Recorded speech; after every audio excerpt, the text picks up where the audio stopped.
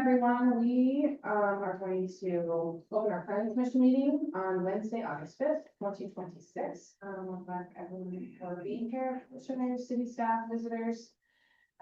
We are going to conduct an oath of office for Stephen Humboldt on the commission, and we are going to turn the time over to Ms. Bassett to conduct that.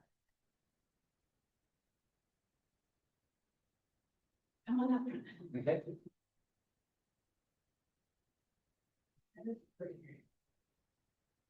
Okay, we're gonna have you raise your right arm. And then just repeat after me. Okay. I state your name. I, Stephen McCool, Do solemnly swear do solemnly swear that I will support, obey, and defend that I will support, obey, and defend the Constitution of the United States, the Constitution of the United States, the Constitution of the State of Utah, the Constitution of the State of Utah, and that I will discharge the duties of my office. and that I will discharge the duties of my office with fidelity. See, famous. No, I have two.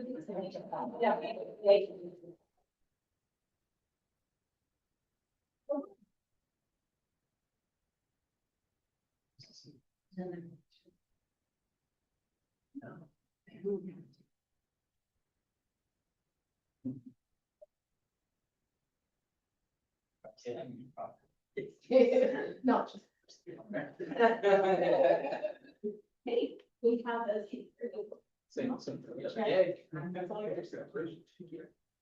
Welcome, Commissioner Humboldt. Glad to have you with us. All right, the next item on our agenda is our consent approval for our last planning commission meeting, which was July 8th, 2026. Before I entertain a motion to approve the meeting minutes, do we have any questions or clarifications that we need to add to? I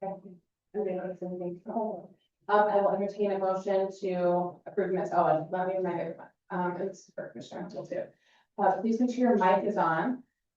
So that means the button's up. And we all have to be reminded all the time to speak on our mics because it's hard. But it actually is hard to speak into a microphone. And then for motions, just remember to state the motion that you're making. I'm going over this language, just follow this. We'll see. We don't need to include anything on this, so just for a consent approval, we really just need to make a motion to approve. So whoever would like to do that. I'll motion to approve our planning commission meeting minutes from July 8th of 2026. I have a second. Second. Okay. There you go. You got it. All in favor? Aye. Any opposed? All right, motion granted. Thank you. Okay, item 4 on our agenda tonight is our public hearing to take comments for or against Ordinance 573, a proposed text change to land use sections as listed. Do I need to say them all right now? Okay, it's listed on the agenda. I'm going to remind you of the rules before we open the hearing. No. Let's do the presentation and then I'll remind you of the rules and then we'll open the hearing. And Sarah, if you'd like to take that away, please. All right, so we have 3 sections of the code that this affects, but to give you some background, we had an application requesting amendments to the land use code so that we could expand the permitted uses for produce stands in the A1 zone specifically. Currently, you're limited to selling just what is produced on your land for those produce stands. And we have a request to expand what's available. Specifically, well, I'm going to jump down and talk about why we're considering this. And let's go down a little bit. You got it. Okay. The analysis. Thank you. So our agricultural parcels in Harrisville City are generally small and difficult to maintain economically. That's what we're finding, and to be viable agricultural operations. And so we're looking at these amendments. They're intended to provide property owners with more opportunities to market and sell agriculture products while reducing the overhead of taking those products somewhere else. But we did want to balance out allowing produce stands in A1 zone with, the surrounding areas.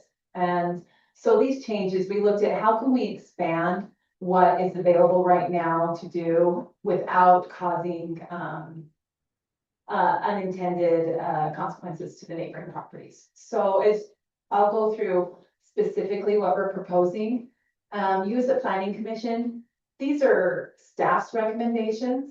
You can look through and say, how you think. You can, it's flexible, you know, you decide, these are what we're thinking would work well, this is what the applicant is requesting. But you can, decide as a commission what you think is the most beneficial balance for the residents and the surrounding neighborhood.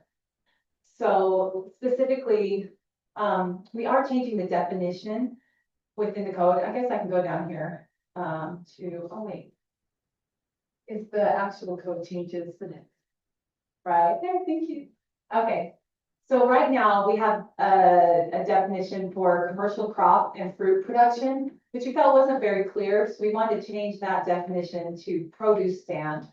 Temporary or permanent structure or an outdoor area used for the display and sale of fruits, vegetables, and other agricultural products, including accessory consumable products as permitted by this title. So we're expanding it for A1, but you'll notice that the limitations that previously existed for other non-agricultural products will still exist. A produce stand is accessory to agricultural production, is intended primarily for the sale of products grown or produced on the subject property or as otherwise permitted in this title. A produce stand shall not include a grocery store, convenience store, restaurant, or other general retail establishment. So that's what we want to avoid, is a large retail operation in my case. Go ahead. Can you tell me, can you go back up Yeah, and where it says accessory consumable products, can you give me some examples of what you mean by that? sure. So that would be your breads, your canned goods, especially if you got someone that's producing some sort of it could be just breads or something that you Somebody would bakes eat, homemade bread and they. or cookies, something like that, that they sell, or canned goods. They would be subject to, health department regulations and agricultural regulations, so it wouldn't be a free for all, but that's what we're talking about, consumables. Thank you. Um, Just wanted to make sure. Good point. So what we'd be doing here, this actually would look the same, except changing the title for produce stand, and this is our uses table. So we'd just be changing the title right here. They're permitted in every zone, but then when you go to this section of our code, you're gonna see there's some regulations. So we're saying a produce stand, permanent or temporary structure used for the selling of produce may be permitted. So section 8 says all produce sold on site shall be grown on the same parcel where the produce, vegetables, or fruit is raised, except in the A1 zone.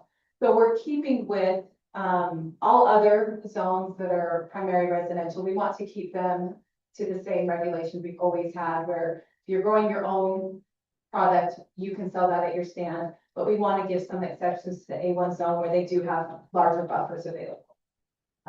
So we're proposing in the A1 zone, at least one of the products or produce offered shall be grown or produced on the subject property. At least 50% of all produce and products offered for sale shall be grown or produced within Harrisville City.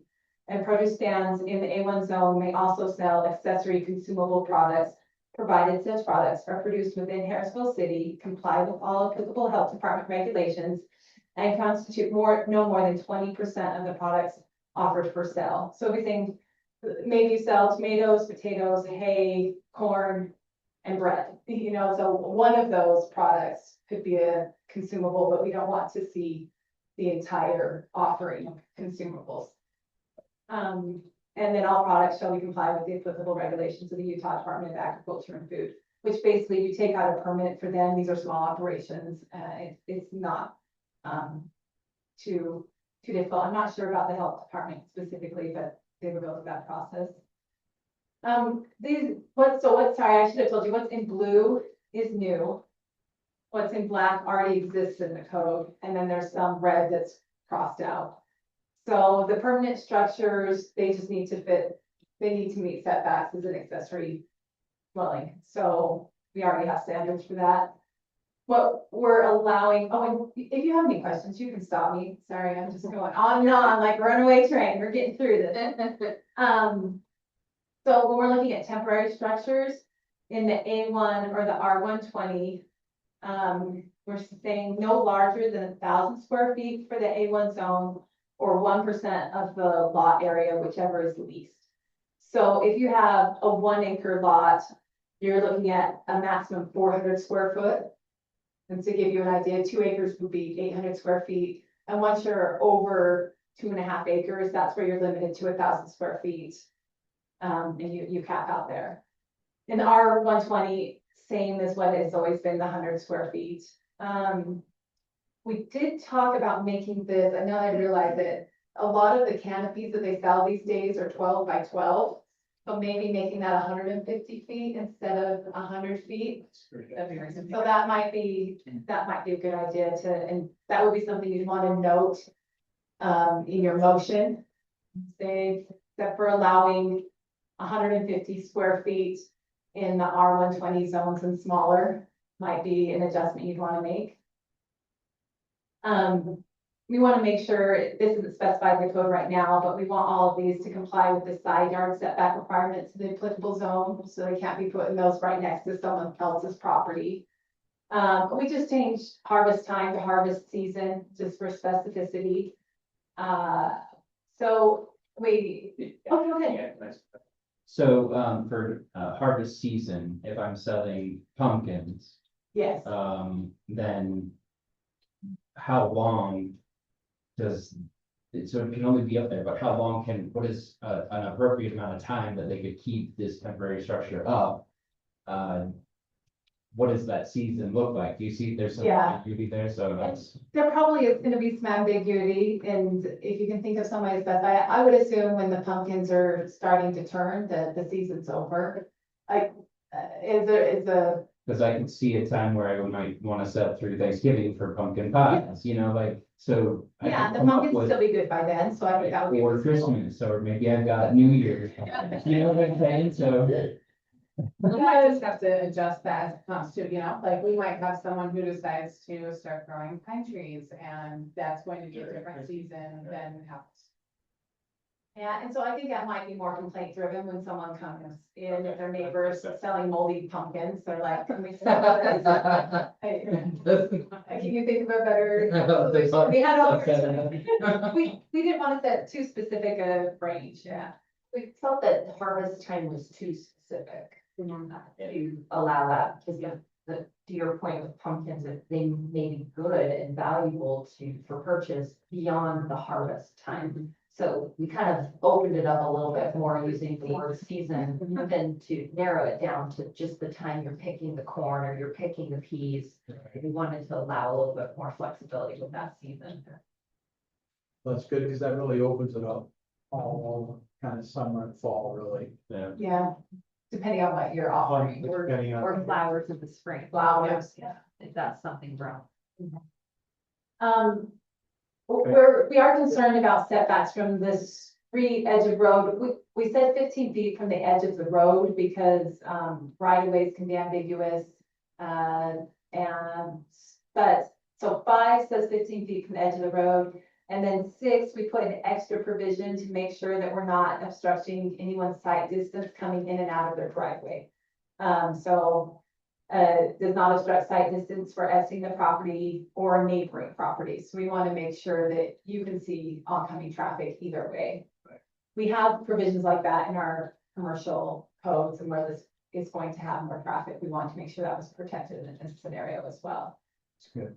The next item D is how the code reads currently, and this is where we want to update or possibly update to 150 square feet. Temporary shade canopy no larger than 150 square feet or 100 square feet is permitted in the front yard setback in the RE15 and R110 zones, provided it's placed only during the harvest and again season of the product being sold.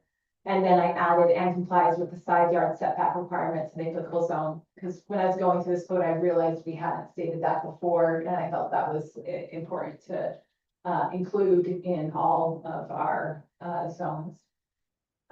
Two additional thoughts, that I added, we did this once, the conditional use permit. And I realized going back to the code, you actually don't need a conditional, it's a permitted use as long as they follow these rules. So this one, we've asked everyone to have at least one off-street parking space for these operations, and so I just put that in the code. One dedicated off-street parking space must be provided for each 100 square feet of permanent or temporary produce stand. So for all the zones except for agricultural, they need just one, but they're going to be having very small operations. And then for our larger, so for 1,000 square feet, they would need 10 parking stalls. We have, and I should have taken a picture, right by my office. It's interesting. It's by townhomes and kind of by like office buildings. We have a produce stand 5 months out of the year, and it's about 1,000 square feet. And I looked at how much parking was being used there. Looked at in general what our code requires for that size of building in a retail. So 10 parking spaces with 100 square feet per one parking stall per 100 square feet seemed to be a reasonable request. And these can be dirt. They just need to be off street. We're not requiring much beyond that. I guess I do worry about SWIP, thinking about whether we need to include gravel or hard surface or gravel so that we're not dragging mud onto our streets. Especially in the late harvest season. It could get pretty muddy, so that might be something to add in the We could do a in the subject motion. to SWIP requirements or something like that, or. I think I'd be specific in stating that the off-street parking must have gravel or hard surface access. Then the dirt would run off as they go through that access, or they get onto the street. Bark isn't great. Gravel would be better. Bark tends to fill up our storm. But if that impedes their ability to use that space for other things. And I think that's the requirement.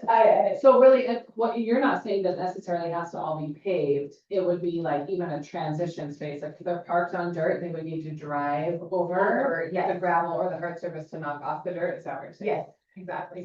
So I told him this. Yes, yes. Yeah, all right. So we gravel or hard surface access. I'll finish, we're almost done, and then we'll bring you up for questions. Yeah, it was Yes, common, so couldn't you, instead of trying to provide what they can use, could you word it in such a way as to prove, like what you're saying? Shall prevent dirt from going to the street, what you really want.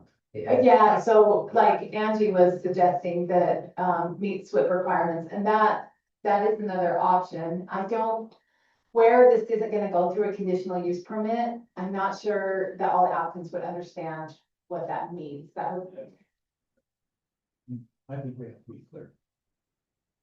and I don't know what else. I mean, there are like traction pads and stuff they can put down, and if they chose to do that, then I think we'd be fine. Oh, and then the last requirement is just the operating hours, 8 AM to 8 PM. We want to make sure that we're not waking people up or keeping. Is that the same hours as we have for other home businesses? No, and I reduced it specifically because this is going to allow more traffic than we allow in our home uses. And so this isn't fitting in the home occupation conditional use because it has more retail nature to it and it's going to have more traffic. And that's why I'm saying it needs to be on an agricultural parcel and it needs to have certain setbacks and things like that, so that most home occupations would, you know, on a smaller, you have smaller properties, and so they are more invasive, and we want to make sure that they're not acting in a way that competes with the residential nature. These agricultural parcels are usually on larger frontages, and so maybe limiting them, but allowing them more than you would for home occupation. But I'd be nervous about the hours of operation because it's going to be more traffic. then we would allow for home occupations usually. I get that, I'm just curious what, it seems like you have fewer neighbors. Yeah, you would, I don't know. it's I don't something see, I don't to, see why not, if it's, is it 10 PM that we normally do? it's 7 a.m. to 10 p.m. 7 to 10. Yeah, I just, if it's an agricultural area and, I don't know, if there's many neighbors on the street, Yeah, it's something to consider. Some of our agricultural areas are right next to close to Yeah. more residential type areas. Nature Harrisville. It's something to consider as a council for sure. Okay. Or as a commission, that's beautiful. I have a question. So on, C6, we added does not obstruct, the property of neighboring properties. I think that provision might do well to be under D1, so that whatever tent that they have doesn't, if they're on a corner or something, it doesn't, obstruct as well. So making sure it apply to everything. Move all together or just like in addition to? In addition to add 6 to Okay. D, so it's D1, and it says does not obstruct. Okay, you know what I'm saying? Or if, because it's That is before it, protecting the property, so Does it? like if I've got a corner property and I put up a big tent in the corner of that, right? I Yeah. could obstruct, but if we don't have any rules saying that we can't do that, then somebody would. Oh, we put complies with the side yard setbacks. We require it, So that won't obstruct. that's allowed. It wouldn't be allowed. Got it. But we don't say anything, it's the front yard setback, because we are allowing it in the front yard setback. And you're right, we've addressed that for the A1 zone, but haven't gone back and addressed it for the other zones. We probably still want to have something in there and probably like 15 feet for these agricultural parcels, they are deeper, larger parcels, but if we just have number 6 added to D, like you're saying, I think that's a good consideration. We should add that. And it might be, an additional, like move E down or F, or it's a G that says all temporary shade canopies may not obstruct sight distance for exiting the property or neighboring properties, and then it'll apply to all of them. Yeah, I think so. Good. Yeah. And also complies with side yard setbacks, the roof. So we could put the side setback. Number 3 and number 6 could be all encompassing as another letter. Yeah, so we would make it G. yeah. And probably, I might move it up just because it'd be, just order wise, and might reorder it, but I think that's a great idea. Just change 6 to be its own. Yeah. And in your motion, you could just say something like, C3 and 6, make them apply to all zones. That would be sufficient.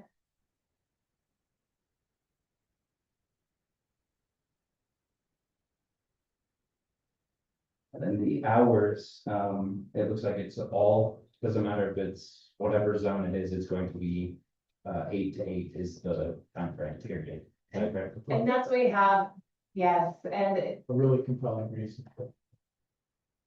well, See, I can see a time when I'm on a 5.5 acre, I don't have anything next to me. I'm not going to really have any issues with neighbors.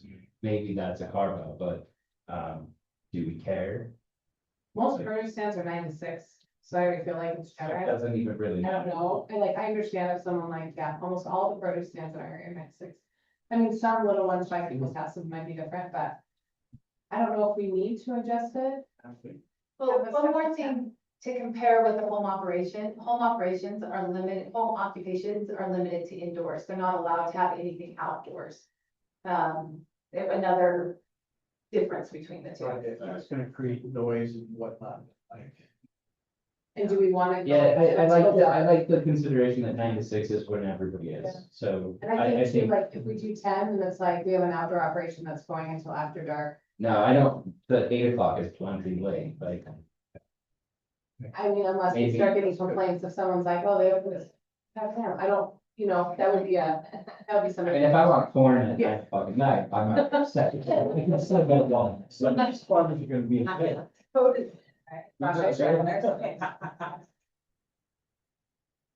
So, I'll just Okay, good. reiterate a couple things in this, and then you guys can take it This is away. why we have discussed. Yeah, so I just went over those,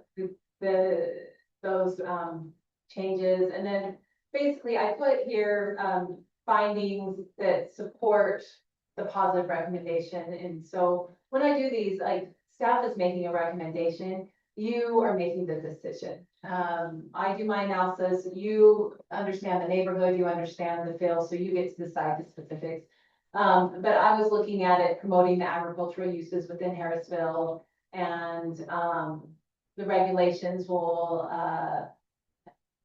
prioritize the products grown within Harrisville, and the size of the setbacks will protect the neighborhood. And we also get a little bit more clarity in our definitions of land use, for people wanting to use these. So that's what I've got. Thank you.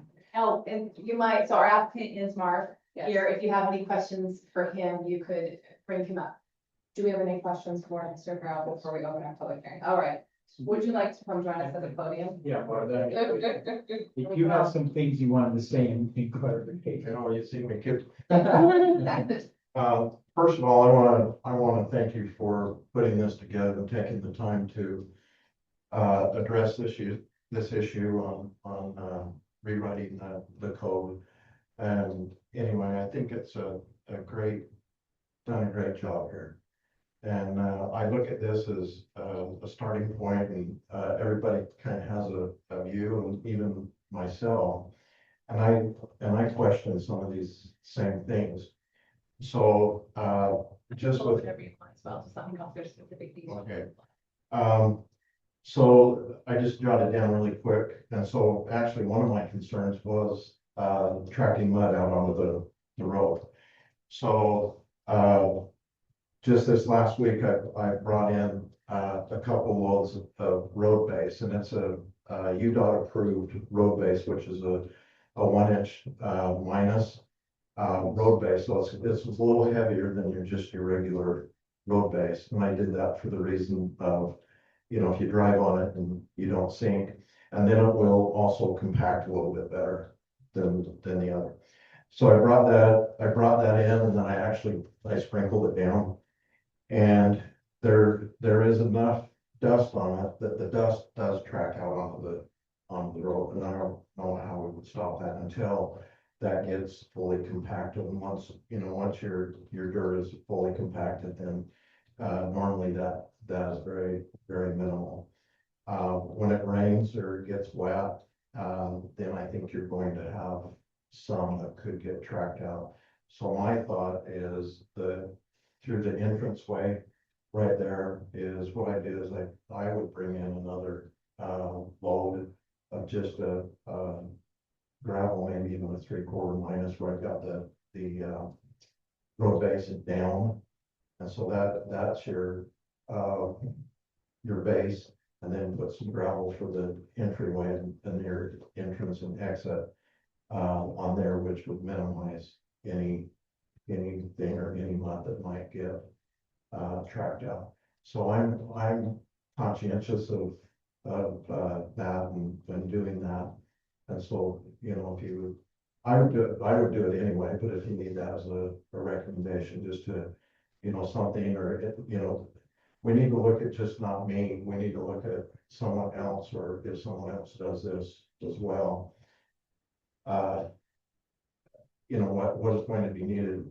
I'm the front runner on it, but kind of the learning curve as well. Well, But you've got that's what I see. experience. Tractor tread that has to go from dirt to pavement. I'm saying you've got good experience, so we appreciate the recommendation too, because not everybody has that. You've had to drive farm equipment on asphalt and cement, and you know exactly what transmission service. Yeah, and even on my farm, I'm down there and I feed with the tractor and get them manure, and it's up to your axles sometimes, and then even though you go down the lane or whatever, I try to get it off, and there's still some that sticks to the tires, sticky stuff. And then, you can get it out on the road, but I try to do, my best with it. But you mentioned the track, what is it, you call them tracks? Tractor beds. Yeah, traction pads.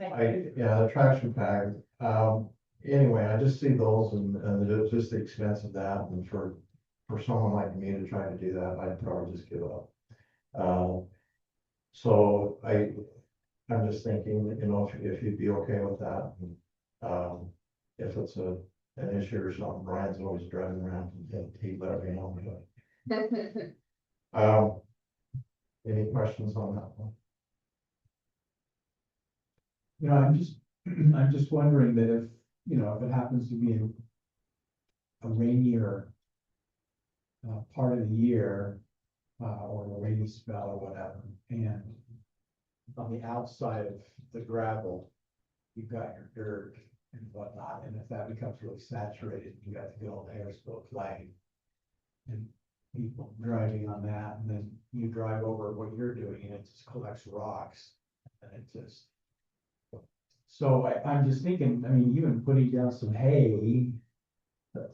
Or straw or. That's worse. Yeah, that hay and straw just collects to your tires, it'll just stick to it. So that's why I brought in this road base, is because that's what I have as a topsoil clay, good old Harrisville stuff. And so I even drive on it, and when, if it gets wet, you know, we get a storm or rain, I drive on it, it's gooey slick. And so that's why, I've taken this precaution already and put down a layer of, this road base. But with that, the rock and the road base, anyway, the rock will kind of compact, it'll push into that good old clay we have. But it's a sand too, so then you have the sand with that road base that gives you the compaction over that. And once it's compacted, it becomes, pretty solid. It gives you a good, that's why they call it road base, but it gives you a pretty good compaction. But if it does get to the point where, I mean, even myself, I'm driving in there and it gets gooey or muddy, I don't. I can close the gate, we're done. And you also have, if I remember the picture right, you have like some space that's just outside of the gate that somebody can drive up and park along the side. Yes, right now, there's a distance of about 15 feet from the edge of the road to the fence. Depending on what happens with the road expansion, then the road would be, let's just say the road's to the fence.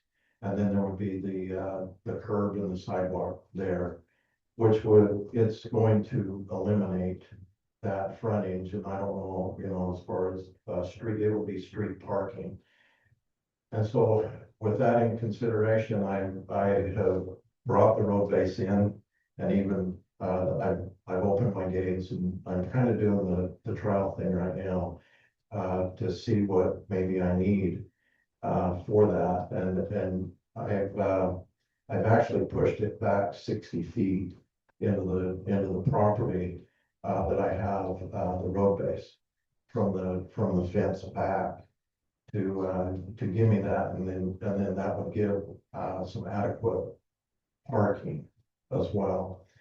As, you know, I don't want to get into a lot of other things, but anyway, as far as like where the stand is, you know, and so I moved some things around, like stand, you know, okay, the stand's here, the parking can be here, you know, if people pull in type thing. And so I'm working on it, and I mean, you guys have been more than willing to do this, so I'm trying to do my part and then give the input back is what I'm finding. But that's all. Did I answer your question? Yes. Oh, that's really good. Just exploring that whole issue helps me think of this. If I may, address the hours. The hours 8 to 8, I think that's reasonable. So here again, I've kind of tried it out. And if I'm down there at 7, I've had people stop at 7:30. But they're on their way somewhere, and I've even had a school teacher last year that would stop on her way to school and buy stuff. so that she had it when she went home. But, I mean, if I'm there, you know, it's just not really open, but I'm there. And, farmers hours, I don't know if you know them, but they're daylight to dusk. And, so it depends on kind of that season. And I was actually woke up this morning, I said, oh, you know. Yeah, we probably What won't time have is to by 45 So I also kept kind of track of the hours. And what I've noticed is, you have kind of your morning people, and they'll stop. And then you might have one or two in the noon during the lunch. And then, it's the evening, it's people that are going home from work and just actually meant to be here just a little bit earlier tonight, and somebody stopped. And, but they're on their way home and they said, hey, you got some corn? And they said, I want to pick up some corn for my family today. And so that's what I run into is the afternoon or the late evening as well. And, I know you mentioned 9 o'clock but some people do, and, and really by 9 o'clock, I really don't want to be there, but, and so that's why I think that, you know, eight to eight is fairly reasonable, and there might be someone might be there, but may not really be open. So, About 7:30. pardon me, 7:30 to 8. 7:30. I would go, well, what'll happen in the, as it starts to get, darker earlier, then those hours, then those hours are gonna change. I mean, I start shutting down just before, you know, about dusk, just about the time it starts to get cool, you know. But anyway, it is about dusk, and so, like right now, it's, you know, we're about 9 o'clock, 8:30, 9 o'clock. So I mean, I would at least ask for that 8 to 8. Okay, I so think- 7:30 AM wouldn't be any more beneficial. 7:30, you're saying 7:30 Or AM. 7 AM. 7 AM is great. A lot of the, produce stands, and I deliver, some produce to some of the other stands along in Willard. And they like them there by 6 and 6:30. They're not actually open, but, so, I mean, how would we do this or take it into consideration? I personally like the advertised 8 to 8. He's there setting up at 7 or 7:30 and someone's like, oh, I'm on my way to work and I want to buy something. I don't see that as a huge deal. I think if we advertise earlier, 7 or 6, we do have a number of people in our community that are bothered by really late and really early hours. And I can say that because it happens on my clock. There's somebody who has a portion of their business that they take care of outside with really noisy equipment, and it disturbs a lot of people. And so this has been going on for 8 years. And so I just think if we advertise that it really, like the bigger hours, that might ruffle some feathers, maybe not where this particular one is because of the nature of the location, but there might be other places in Harrisville where people are like, oh my gosh, I just got my newborn to sleep and it's 6:45 and there's a tractor bringing in a load of cantaloupe, or, you know, I'm trying to think through the whole spectrum of But I think things. So I can't tell this one. I think, you might have that same issue regardless of when the hours start. You're right. So that's what I'm saying, I'm thinking of all the things too, I don't know if there's a right or a wrong, or this is what we're going to try with the first time we've added this to code, and if we need to make an adjustment next season, we will. I don't think there's necessarily a right or a wrong. You were going to say something, Sarah. Well, I think the hours give us what's enforceable. Yeah. So if there are complaints within those hours, we don't need to address those, but if there are complaints outside of those hours, then we address those.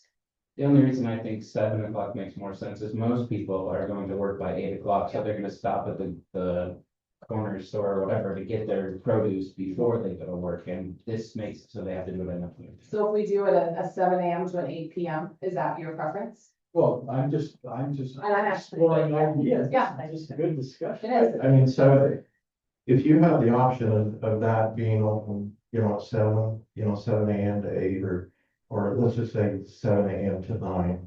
If that option is open, but then that gives me the option to also say, well, I'm just gonna do from 8 till 7. Right. Right.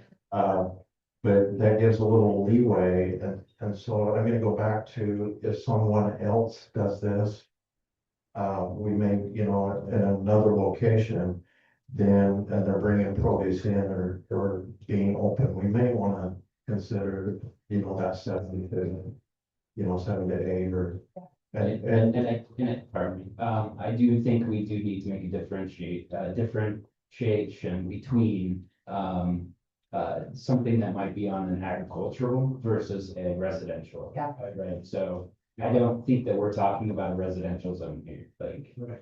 So And you- we'll and you- put this in the A1, but we wouldn't put it in our zones. I actually made a note of that off to the side here, thanks for bringing that up, Steve, is I made that A1, I made a note for myself, A1. Where you're correct, that maybe in the more of a residential area, you wouldn't want to site to be. What do you think, Sarah, about that? If we make the distinction of the hours can be as early as 7 in A1. 7 to 9 in the A1 and 8 to 8 in residential. I think that's reasonable, given that farm operations are going quite early in the A1 and quite late, right? I mean, that's an expectation of that agricultural zoning, so it's a reasonable thought. Very good, but we talked through that. Okay. That's Thanks, I'm glad you brought it up. fantastic. I put a question mark on the setback. Now I can't remember what Was it the number of feet or was it the locations? Because we have some things about front setback, side setback. and I think what you're talking, and I'm gonna go back to the residential versus maybe the A1 side of it too, is, I'm looking at what I have, and because of the frontage or the size of what I have with the lot, is I have a canopy on the corner, which the neighboring driveway is right there on the corner as well. But I've been, what's the word I want to use? Anyway, I've been trying to keep and make sure that things are visible for him as far as when they, come in and out of the driveway. And so I've even asked, when he's come in and out of the driveway, is there any problem, or anything, and he's don't know, it's fine. And right now, with the road the way it is, with the 15 feet or whatever I have from the fence to the edge of the road, it's okay. Here again, when or if the road is expanded, that's gonna put that, the fence and that right on the corner of the back of the sidewalk. So curb in that sidewalk. So, I could set that back a little further, if you think that's a problem.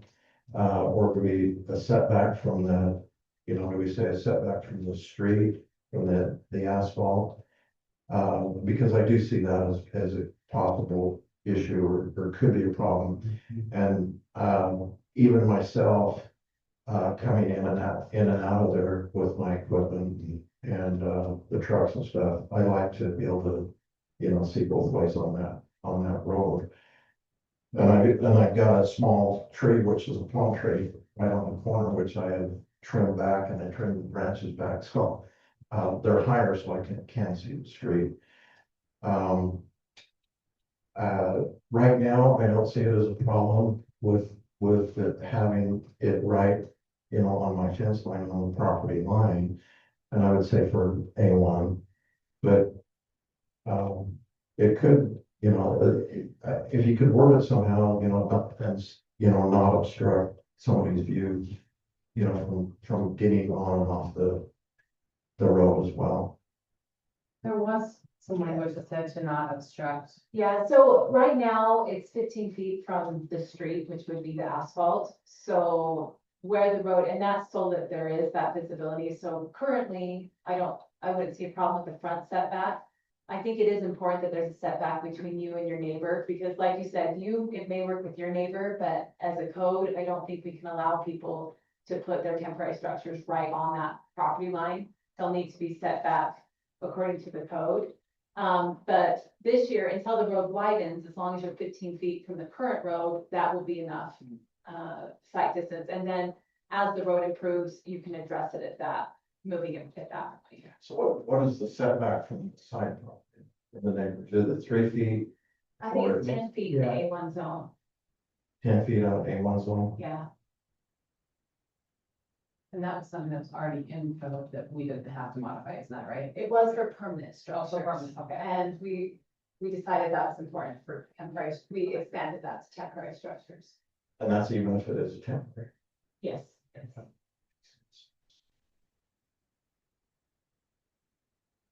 I just wanted to remind council, we do have to hold a public hearing as well, so. No, you're just fine. You counted. I do have one more. Have we contemplated signs and setbacks for those, anything like that? We have Yeah. existing, Yeah, we have existing sign codes that should. Sorry, covered. And they also include temporary signs in Oh, the perfect. sign, the existing sign code. Yes. It's covered is what I was concerned about. I don't know, good. No, with that. Yeah. And I'm curious because there is a sign for a house, for houses that aren't available down on Harrisville Road, but another time. I'll look at the code. Yeah. Well, I do have some A-frame signs, right now, presently. One says corn, one says tomatoes, and they're just set back off of the asphalt. I have them set back just off of the asphalt of the road. And then there's another sign that I have, up on the fence as well, on my fencing. And then I put up an open sign, that's on the fence as well. So if I'm within code, or if I could get those, or, Right? It is in the Harrisville Municipal Code. We don't have to go through all of it right now, but it is in there. So just signage, like we can even do a Google search for Harrisville City Municipal Code signage, and it would probably bring it up. Yeah. Yeah, that's a great job. That's something we can, address another time. Yeah, we'll check. okay. Because, I found that the signs are important. Yeah. And those A-frame type signs are pretty, get the word out real quick. Okay, nice. So I'd like to keep those if I could, but anything else? Thank you. Thank you. Thank you. Appreciate it. This Thank is you. awesome. This is way exciting. Okay, we are going to review our rules for our public hearing before we open our public hearing. They are as follows. The public hearing will give you an opportunity to state your opinion and share your thoughts. Please remember, tonight's public hearing is not a discussion, and feedback in regard to your questions or comments may not be provided within this meeting this evening, unlike our discussion portion that we just went through. Please remember to state your name clearly and speak into the microphone when taking part in the public comment period. Each person will have 3 minutes. Please be mindful of the time limit. Be respectful, no shouting, pointing fingers, or applause. Any member of the public will be asked to leave if their conduct is disorderly and escorted if necessary. The governing body on a 2/3 vote may expel any person who is disorderly during the meeting. Now, I will entertain a motion for one of my fellow commissioners to open the public hearing. I will make a motion to open the public hearing. Can we get a second? Second. All in favor? Aye. Public hearing is open. Good.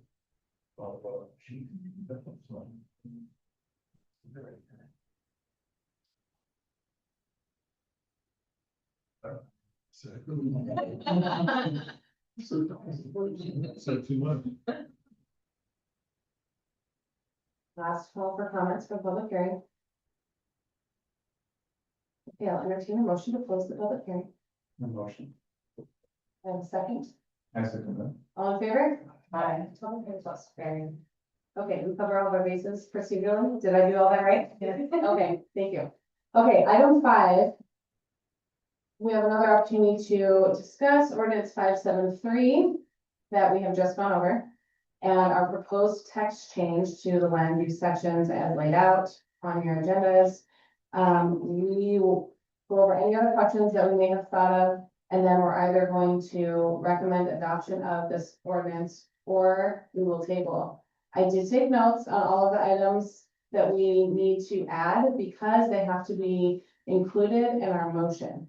So when we get to that point, we are going to state clearly the motion action, include any and all staff memos. We don't have to say anything other than including the staff memo, like we've done this before. And then we'll say, subject to Harrisville Municipal Code and any other agencies or staff requirements, we'll add that at the end. So I'm just letting you know, when we get to that point, there's a lot of words. So here's what I have so far. Item C2, this is in the ordinance, allow up to 150 square feet for the R120 zone. Items, this will be our additional conditions that we'll add to this.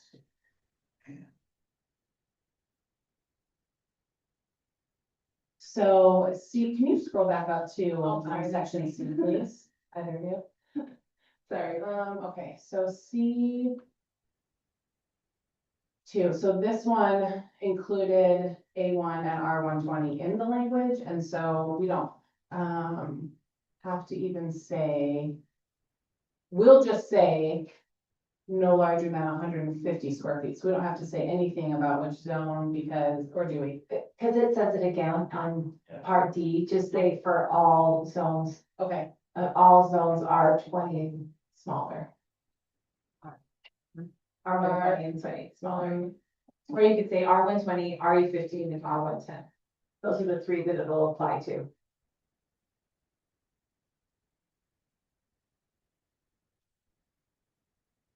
let's see.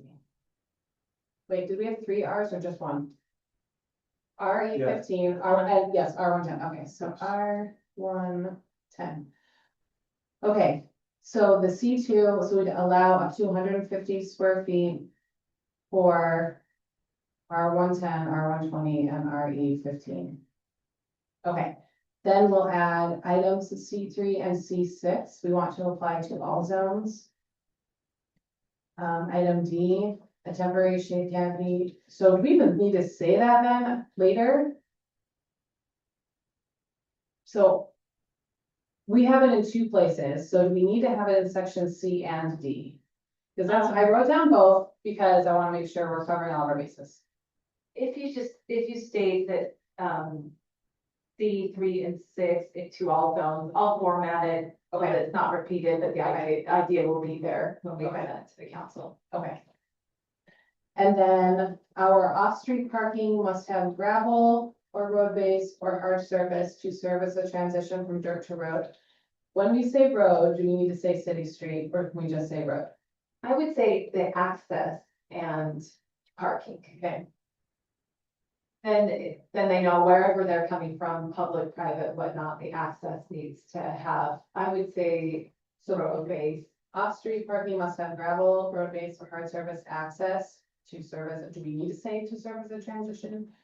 I would say, something that ensures that, to prevent, adequate to prevent, adequate to meet food requirements and put to meet, okay. And understanding that there does take some time, there is a settling period, Right, okay, we'll know that. Okay.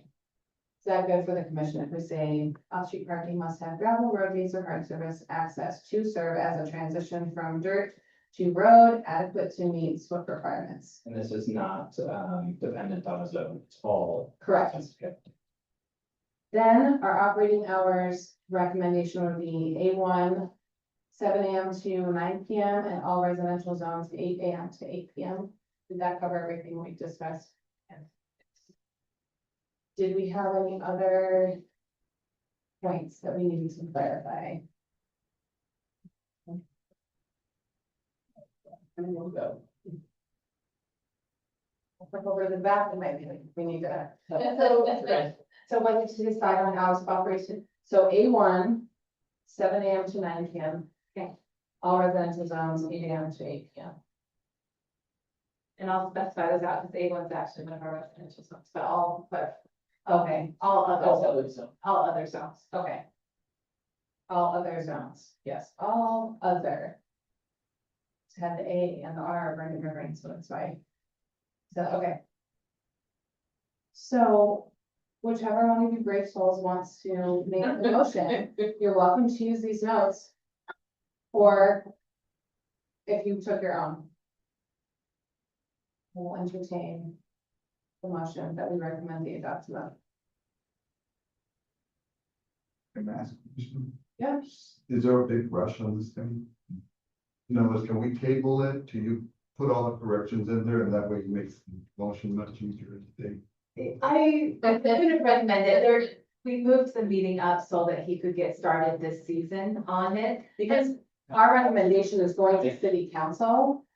So that this can happen before the season's over. I can try. You know, give me And Ruben, a lot of times, so what this is just a recommendation to the city council, and then the city council is going to make the final decision. So these changes in general, I think are minor enough that I wouldn't think it would be worth it to do the whole tabling process. Good question. But it is a very good question.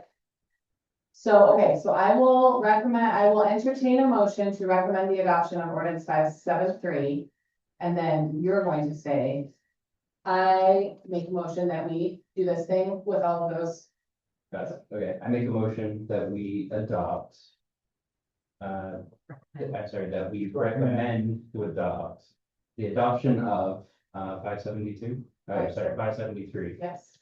Do I need to say the Oh, here, take this Yeah, too. ordinance 573. 573 proposed text changed to land use section HCMC 11-01060, HCMC 11-08020, and HCMC 11-10-020. With the following. Pause right there. Yep. I have to take that, from Commissioner Morales. Yes, you can say with the following, and then you're also going to add subject to staff memo and all the other agency requirements, which the language is right there in them when you're making a motion. Okay. Doesn't have to be in it. Do I need to say that now? Subject to. The staff memo. I don't see. It was. It should say in making a motion, I don't remember if it's section 2 or 3. In motion. How would you get it up? To include any, yeah. Oh, got it. Yep. To include any and all staff agency members. Yes, and then you can read all things. Oh, got it. We want, including, C2, allow up to 150 square feet for R1 through 10, R1 through 20, and RE15. Items C3 and C6 apply to all zones. D, temporary shade canopy, no more than 150 square feet. Off-street parking must have gravel, road base, hard surface, access to serve as a transition from dirt to road. Adequate to meet SWPPP requirements. And then the hours. The hours of operation. And the hours of operation for A1 are 7 AM to 9 PM, and all other zones are 8 to 8 AM to 8 PM. Do we need to say anything else? Thank you. May I please have a second? I second that. All in I favor? heard that. Aye. Aye. Any opposed? Okay, thank you. The motion is approved. Okay. I think we covered everything on item 5. I don't see anything missed. Okay. Okay, item 6 is a discussion on residential zoning requirements for the repealed R3 and R5 through 6 land use zones. We have a few questions from Sarah that we're gonna just talk about this for a few minutes to see what else we need to prepare for future meetings. So currently we have, we've listed these three, these two zones. We actually have another one as well, but we have zones that are repealed. And we have areas that are zoned that way, but because they were repealed, we don't have, existing code to support the zoning. And most of these areas are built out or they've already been, permitted under the old zone. But what we're looking at is if something happens in the future in these areas, someone wants to tear down a house, do something voluntarily, then we want to know what guidelines we want these areas to be governed by, because their zoning does not exist any longer. So specifically, we've got the R3 zone is through here, that R56 is through here.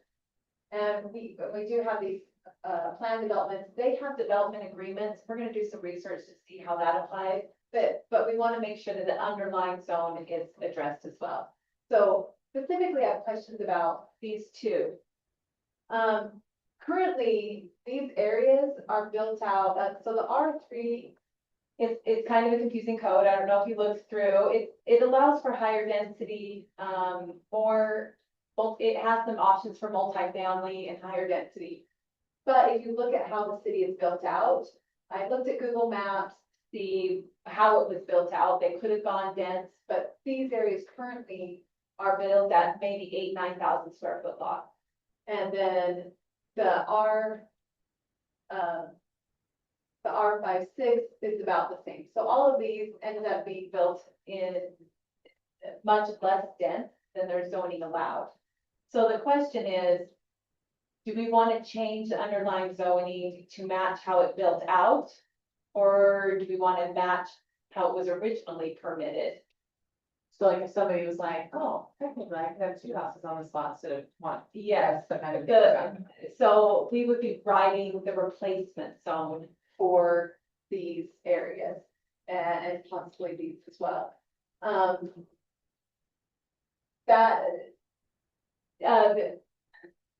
We had a situation in my neighborhood where the general plan showed something much more dense than the area was built out at. And it was a shock when the application came in for something more dense because no one was proposing that back. When they were building homes, it was more lucrative to build your quarter acre lots. It wasn't lucrative to do the townhouse. So, just kind of how do you feel about, what type of density do you want to see in those areas for the replaced zone, knowing that it's already built out Question. or entitled? So do they fall within any existing zones? No, and that's the problem is because the zone was retired. Currently, the zone says that they're grandfathered into their old zoning rights. But it's very hard to find those. We had to dig them up, so it would be best if we had in the code what zone they are. We could create new zones. They don't have to match with our existing zones. We could create a new zone. But we want to have some sort of record in the code that says what zoning standards are replacing the old standards. And they can be the old standards that are more dense. They can be new standards that match how they were built out. So those are all downs, were less dense than what they're actually zoned for. So Are there any concerns with like if we changed it to something else, lower density, could we find ourselves in trouble?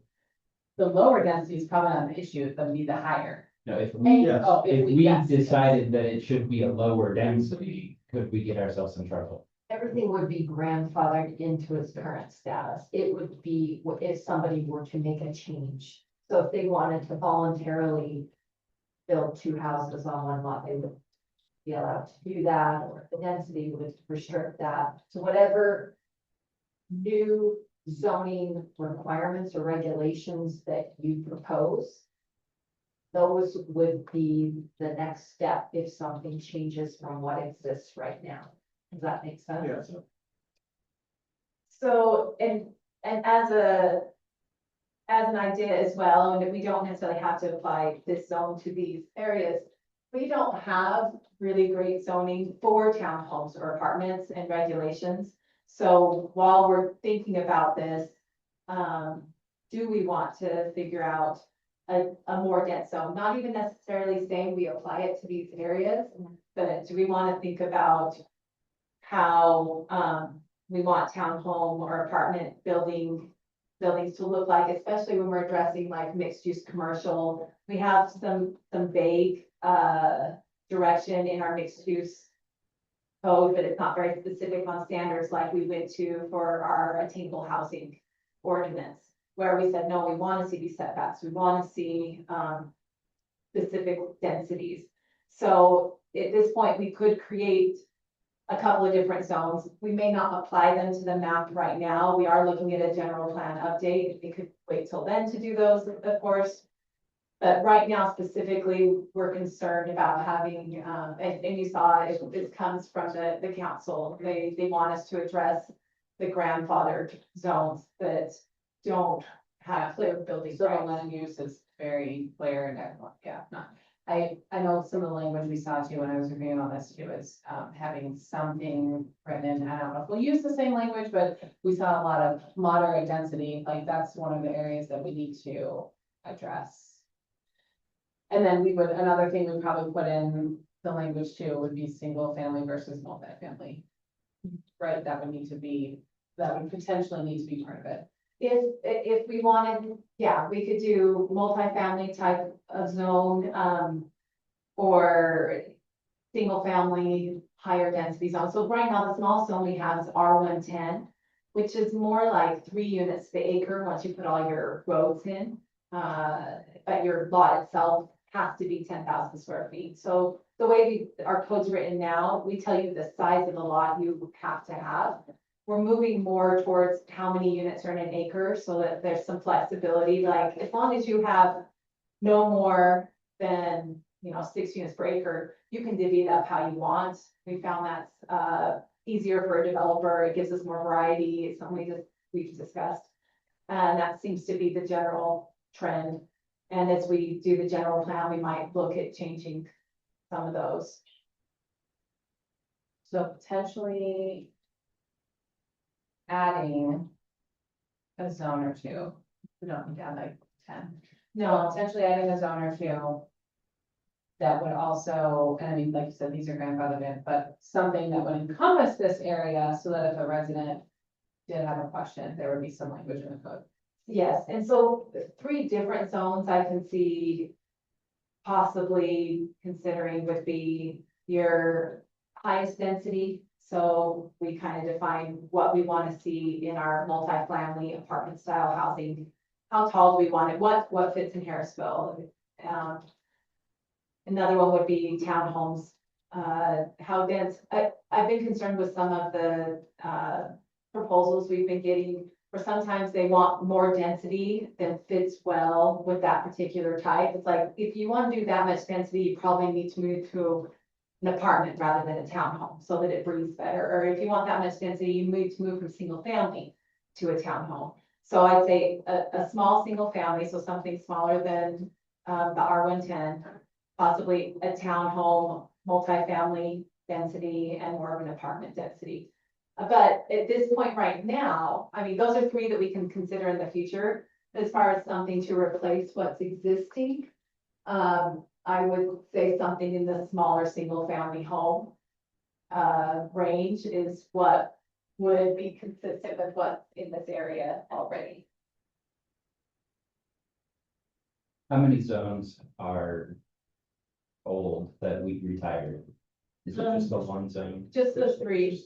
There's 3 that retired and we have some overlay zones, but residentially, we just have the 3 zones currently. The A1, oh, sorry, the 4. 10, 15, 20. The 10, 15, 20, and the A1 are the 4 residential zones we currently have. That aren't special use or overlay.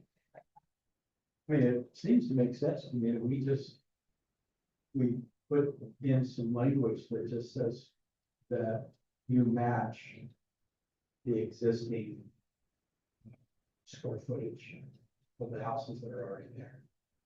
Or the lot sizes, so we could say like no smaller than, or something like that. And so I think something, my knee jerk is some sort of law averaging that's greater than our affordable housing ordinance. so greater than 6 units per acre. And less than the R110, something in that zone. Seems right to me, and then something else we we're considering, so instead of doing a townhome if we're looking at higher density, we could look at redoing our mixed use commercial and putting those standards in there and rather than doing the zone, but for this point here, Right. We're For just talking about that. tonight, because we would want to have a higher density option. Than With what it what's is. currently built. But it would be We- nice we to have would one in want it our to be code. like- Right. Yeah. Once we expand that out, but for now, just For to now. talk about this particular, I say we just stay with the current lot sizes and. So we would create, so even if we didn't do all of these at once, I don't know what's the most efficient or beneficial as far as staff and whatever the experts think, but you need to have at least probably our most important one, most urgent one would be to have a smaller, single family home and zone that is below the R110, which would also address the homes that are built out in the repealed zones. Is that correct? That's the one that needs our attention first. and I think it's reasonable that could apply to all of the zones because they were built out similarly. You could say all 3 of those zones are gonna revert to this new one. Okay. I think that's reasonable. And then at some point, we'll still work on zoning for multifamily and zoning for like apartments versus towns. Does that make sense? Like, kind of the 3 different things, but at least to cover the areas that already have homes that have questions about their land use for apartments. So do you need anything else from us right now, or is that something that we'll Just work on over the next month or two and? we can propose something, but probably the smallest lot size would be like 5,000 square feet, and then Probably. average lots of somewhere at 4.5 units per acre, or somewhere around there. I'm trying to see, let's see, 4.5. That would get you somewhere close to. I'll bring more specific, that'd be like an 8,000 square foot lot. So would we use like up to language, up to 5 units per acre, or would we say, you know, the 5,000 square foot lots, no more than, like, what would be the, I guess. is that So, basically yeah, it it? would be the way like we did it in our positive ordinance, where it says no more than 4.5 units per acre, and then we've set. And I think the HOS standards would be okay as far as like our setbacks, we could piggyback off those for our setbacks. And lot frontage, so lot frontage setbacks, maybe we want to keep it at 50 instead of the 40 we found for the HOS, but. For lot frontage and setbacks, but make a 5,000 square foot the smallest lot you could make, and then the average be somewhere around 4.5 units per acre. Okay, Any thoughts? Well, I was gonna say, as part of that, we can go through these 2 existing zones and look at what they're set at. We can look at their current setbacks, we can look at their frontage, we can look at all of those and get an average of what those are. So they are more than that, I think it'd be more, the code before, I think it was 50 or 60 feet. Frontage.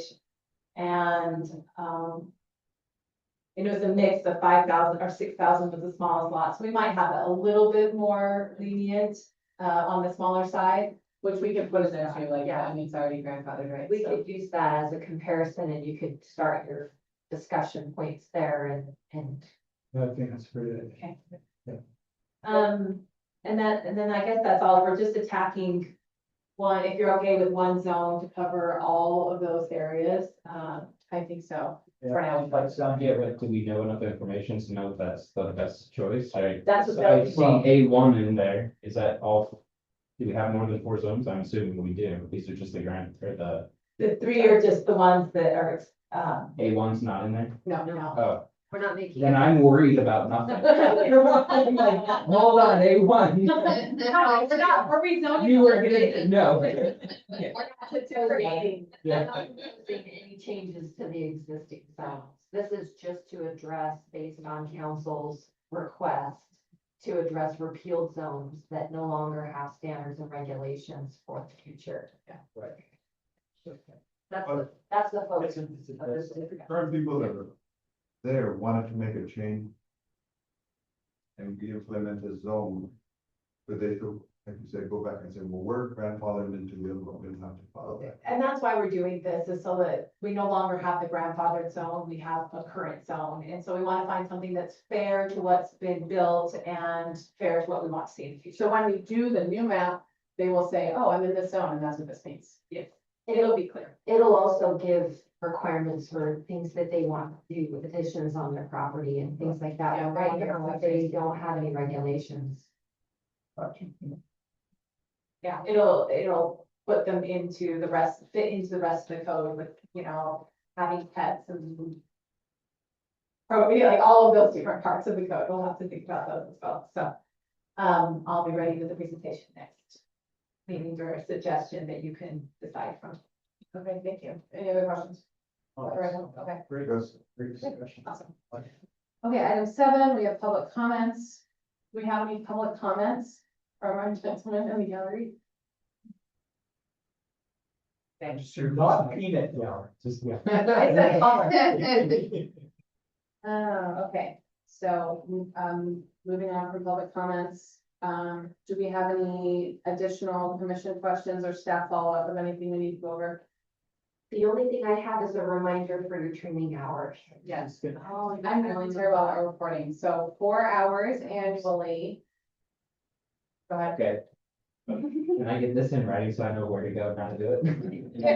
It's so broad. Yes, we'll send you a link to some land use trainings online. We'll also provide you with a book that if you read that book, those books can qualify as your training as well. You're And right. any, the riveting league of cities sometimes puts a planning day at their fall conference in Salt Lake. I think it's the end of October, but I'll give you those dates. You let us know as staff members if you want to register for that. And then You send that up. Yeah, that's why I just said the same thing. I can send us all that. They usually do Thursday of that training in Salt Lake as a planner's day. So I'll send all that information out to you. Can you also send timeframes like when it needs to be done? So, Yes, because we like to do the early bird special and get discounts when we can. Remember, do we just email you? Is it just send it? Yeah, you can send in the hours. I like to do, I'm not gonna send you a quiz. Great. Okay, who would like to make our motion to adjourn? Guys, that's a fun, easy. One. Is it, okay, okay. All right, I got this. That's it. I'm gonna make a motion to adjourn the meeting. Yes, who would like a second? Second. All in favor? Aye. We adjourn.